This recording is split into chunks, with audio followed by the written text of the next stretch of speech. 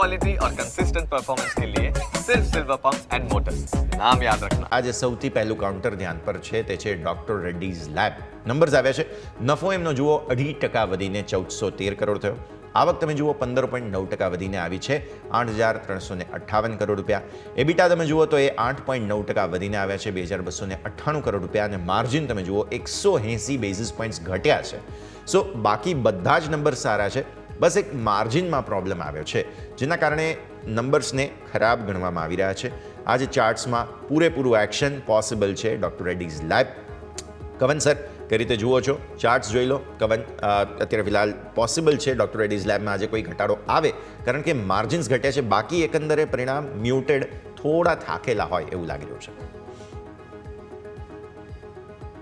Yes, doctor Reddy's લેબોરેટરીની વાત કરીએ તો પહેલાં અહીંયા ડિસ્ક્લોઝર એ રહેશે કે અમારા ક્લાયન્ટોને અમે રેકમેન્ડ કરેલો છે ઘણા નીચેના લેવલેથી ઇન્વેસ્ટમેન્ટ પીસ તરીકે, તો અહીંયા થોડો વ્યૂ બાયસ રહી શકે છે. હવે રિઝલ્ટની સ્પેસિફિક વાત કરીએ તો ડેફિનેટલી માર્જિન પ્રેશર આપણને જોવા મળ્યું છે અને અર્નિંગ ગ્રોથ થોડોક આપણે જોઈએ તો ફ્લેટિશ રહેલો છે. અને સ્ટોકનું પરફોર્મન્સ પણ રિસન્ટ ટાઈમમાં આપણે જોઈએ તો થોડુંક એક કન્સોલિડેશન ઝોનમાં સ્ટોક ટ્રેડ થઈ રહ્યો છે.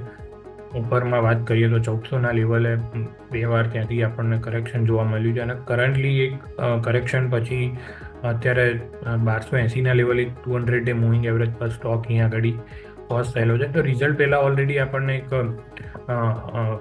7-8%નું કરેક્શન અહીંયા આગળ ઓલરેડી જોવા મળી ચૂક્યું છે અને ફર્ધર કરેક્શન આવે છે કોઈ પણ 1250-1220 સુધી, તો ત્યાં આગળ એડ કરવાની સલાહ રહેશે. ડેફિનેટલી અમારા ક્લાયન્ટોના મેં એડવાઇસ કરેલો છે, તો થોડુંક બાયસ વ્યૂ અહીંયા રહી શકે છે. ઓકે, સો ડૉક્ટર રેડ્ડીઝ લેબ આ પ્રમાણે અહીંયાથી ખાસ બની શકે છે ફોકસમાં.